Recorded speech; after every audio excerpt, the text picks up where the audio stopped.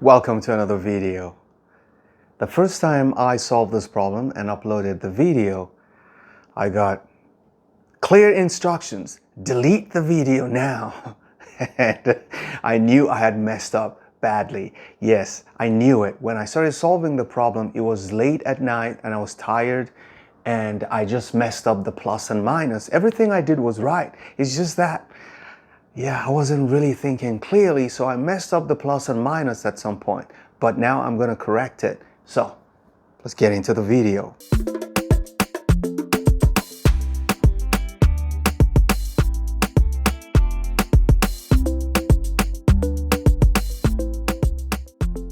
This video was from the stash of problems I got from the professor I talked about a while ago, and I'm going to show you the original source of the question. So now that you've seen the source, let's get into solving this. So what I'm going to do is cross multiply. If I multiply this by 2, I'm going to get 2 plus 2x to the 4th equals 1 plus x to the 4th. And this, I'm going to use binomial expansion using Pascal's triangle, and I'm going to write this out. I thought there was going to be another way I would prefer, but I think expanding this out was just the other way.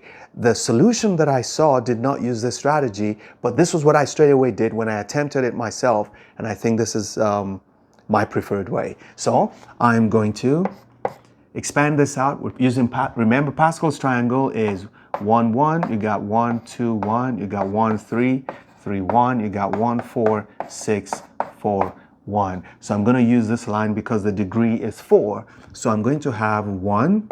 I'm going to be increasing the degrees of x as we go on. So it's going to be 4x.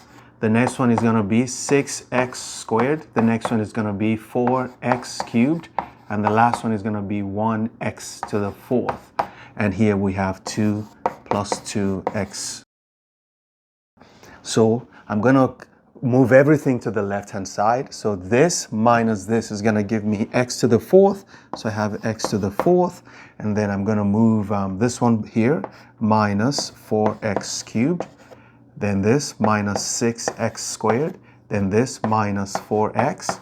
Then I'm going to move this one over. So 2 minus 1 gives me plus 1 equals 0. So now I have a quartic equation, but the nice thing about this quartic equation is that it is a palindromic equation because the coefficients here, if you write them in this direction, is the same way if you write this way. Look, this is 1 minus 4 minus 6 minus 4, 1. So you see, if you read it this way, it reads the same way as if you read it this way. So that's what you call a palindromic polynomial.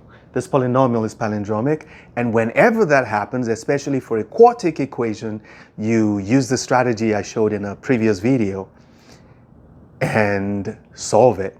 Okay, if you haven't seen that video, I'll leave the link in the description, or just find it on the channel. Okay, so here, I'm going to go to the middle of this palindromic equation because it has 5 terms.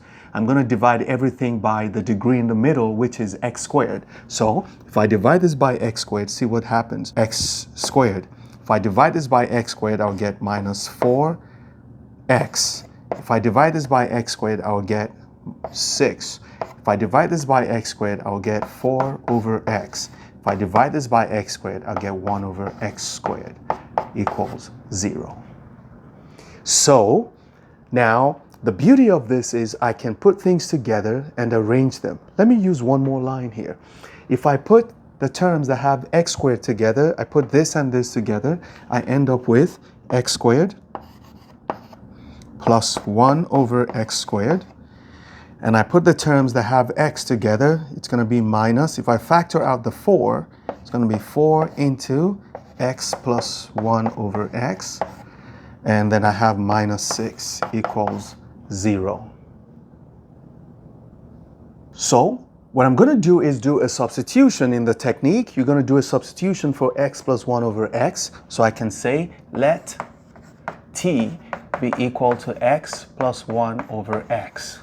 And I'll try to generate x squared and 1 over x squared from here by squaring both sides. Now watch. let's do that sideways. So we know, let t be this, then we know that t squared minus 2 is equal to x squared plus 1 over x squared. Okay, I'm just going to show you how I got this one.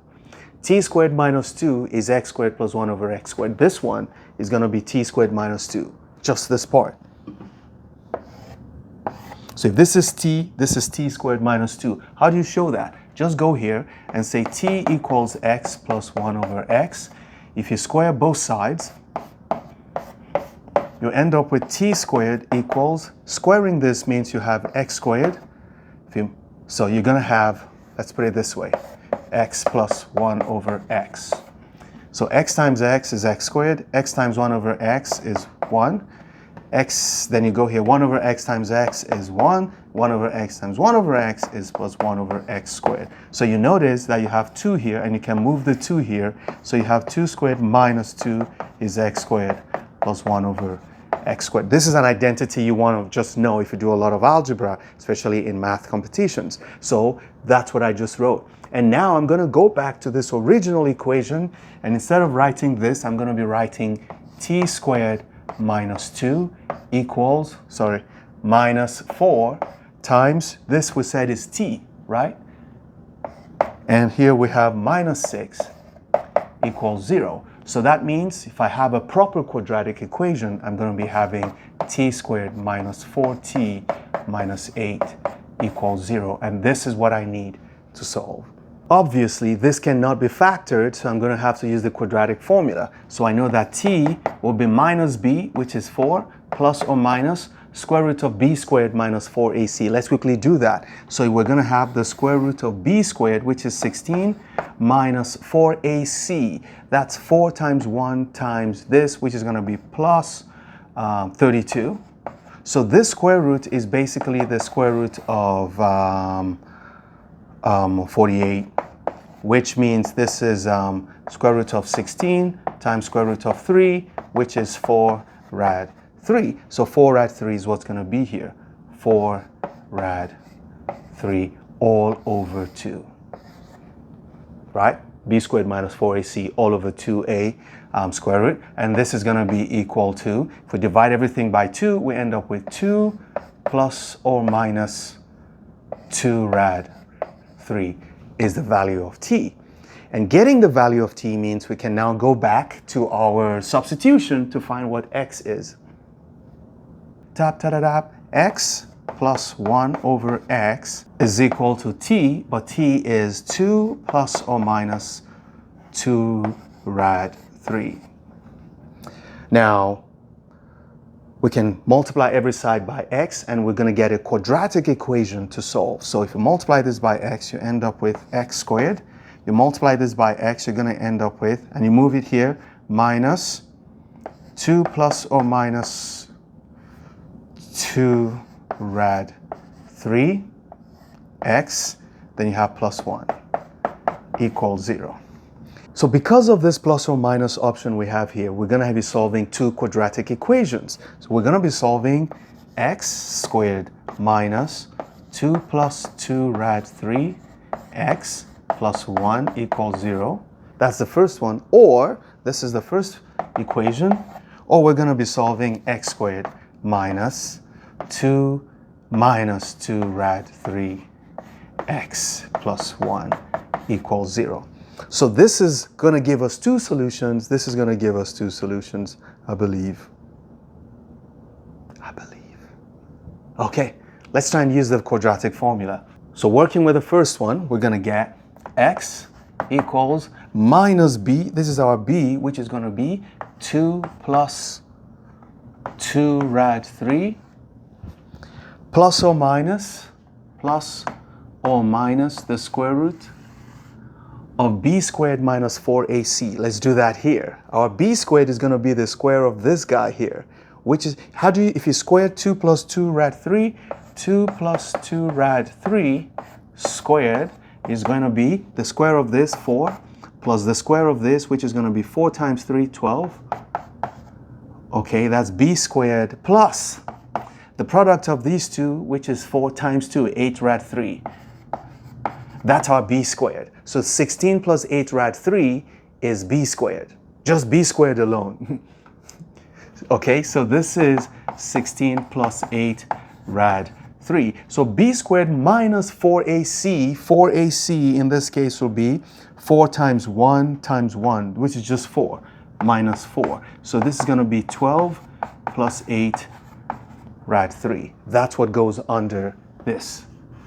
12 plus 8 rad 3. All over 2. Okay? So if we try to simplify this guy here, both of them have 4s, right? If you factor out 4 from here, you're going to end up with the square root of 4 will be 2. So it's going to be 2 plus 2 rad 3 plus or minus, take out 2. 2 times the square root of 3 plus 2 rad 3. All over 2. Huh, interesting. Some empty ones there, okay? So we're gonna have 2 possible answers. x1 will be equal to 1 plus rad 3. We go the plus way, plus just rad 3 plus 2 rad 3. That's the first answer. The second one, x2, is going to be 1 plus rad 3 minus rad 3 plus 2 rad 3. Those are the first 2 solutions. So we got these 2 solutions, and they are real because this is real and this is real. So everything here is real. So these are real solutions. Now, actually this equation has only 2 real solutions. The other 2 solutions are complex solutions. And I'm going to show you it's because of this minus in here. So when we try to do b squared minus 4ac here, let's try and do it. B squared here is going to be the square of 2 plus the square of this. So it's still going to be 16. So but we're going to have 16 and then we're going to have minus 8 rad 3 minus 8 rad 3. And then we're going to be subtracting 4 like we did before, minus 4. So it's 12 minus 8 rad 3. Now if we take the square root of this, we're going to take out 4 from each of these, which gives us 2 rad 3 minus 2 rad 3.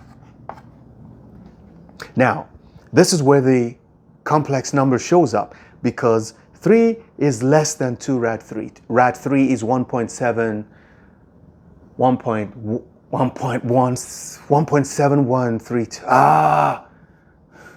Okay, 1.7 something. If you multiply it by 2, it gives you 3 point something. So you can't be subtracting 3 point something away from this. So whatever comes out of this will be an imaginary number. And that's where the complex solution shows up. But you can actually switch it so that this becomes positive, this becomes negative. You see this number can be written as 2 times the square root of negative 2 rad 3 minus 3. You see the way it is? It's the same number here. Now this negative one, you can take the square root and write it as I so that you get 2i, and then you have the square root of, you can write negative 3 first before 2 rad 3 if you want it to look like the first one. So now this is exactly this because the square root of minus 1 is your I. Okay, and that's the only thing that's different. And you got your answer. So x3 is going to be 1. We're going to be doing the minus plus imaginary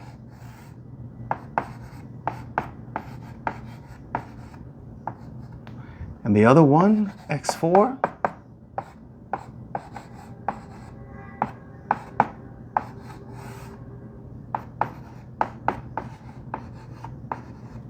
this is better than the first video.